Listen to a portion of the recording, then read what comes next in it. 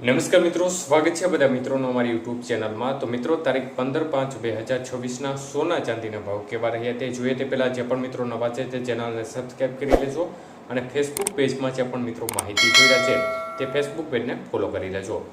વાત કરીએ સૌપ્રથમ ચાંદીના ભાવ વિશે તો 1 ગ્રામ ચાંદી આજે 300 રૂપિયા, જ્યારે 8 ગ્રામ ચાંદી 24 રૂપિયા, 10 ગ્રામ ચાંદીનો ભાવ આજે 3000 રૂપિયા, 100 ગ્રામ ચાંદી 30,000 રૂપિયા અને કિલો ચાંદી આજે 3 લાખ રૂપિયા સુધીના ભાવ રહ્યા હતા। તો મિત્રો, ખાસ કરીને ચાંદીની બજારમાં આજે પ્રતિ 1 કિલોએ ફરી એકવાર માહોલ છે તે ઘટાડા તરફી જોવા મળ્યો હતો અને પ્રતિ 1 કિલોએ 10,000 રૂપિયાનો ઘટાડો જોવા મળ્યો હતો।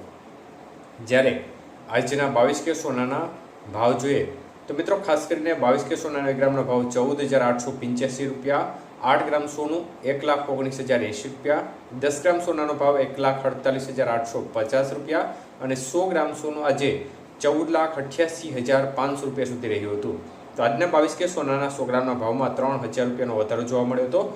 જ્યારે આજના 24 કે સોનાના ભાવ જોઈએ તો 1 ગ્રામ સોનું આજે 16,238 રૂપિયા, 8 ગ્રામ સોનું આજે 1,29,904 રૂપિયા, 10 ગ્રામ સોનું 1,62,380 રૂપિયા અને 100 ગ્રામ સોનું 16,23,800 રૂપિયા સુધીના ભાવ રહ્યા હતા। તો આજના 24 કે સોનાના 100 ગ્રામના ભાવમાં 3,300 રૂપિયાનો વધારો જોવા મળ્યો હતો।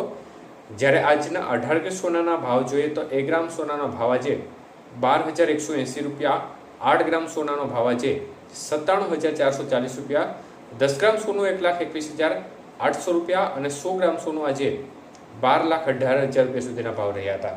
તો આજે 18 કે સોનાના 100 ગ્રામના ભાવમાં પણ 2,500 રૂપિયાનો વધારો જોવા મળ્યો હતો। તો મિત્રો, ખાસ કરીને બજારની સ્થિતિ જોવા જઈએ તો આજે ફરી એકવાર માહોલ છે તે ઘટાડા તરફી જોવા મળી રહ્યો છે। ચાંદીની બજારમાં પણ સોનાની બજાર છે તેમાં ગઈકાલના જબરજસ્ત વધારા બાદ આજે પણ માર્કેટમાં વધારા તરફી વલણ યથાવત જોવા મળી રહ્યો છે।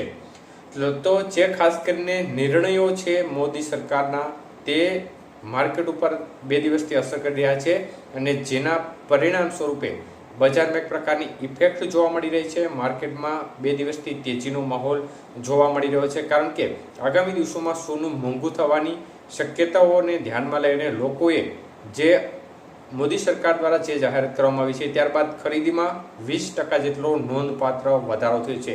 મતલબ કે જે માંગ છે તેમાં વધારો થવાની સાથે બજાર છે તેને એક સપોર્ટ લેવલ મળ્યું છે, જેના પરિણામ સ્વરૂપે આજે માર્કેટ છે તેમાં ફરી એકવાર વધારા તરફી માહોલ જોવા મળી રહ્યો છે।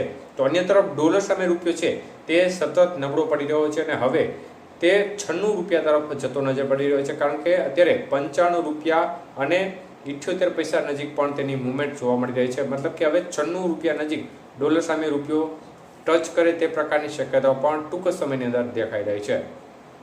ધન્યવાદ।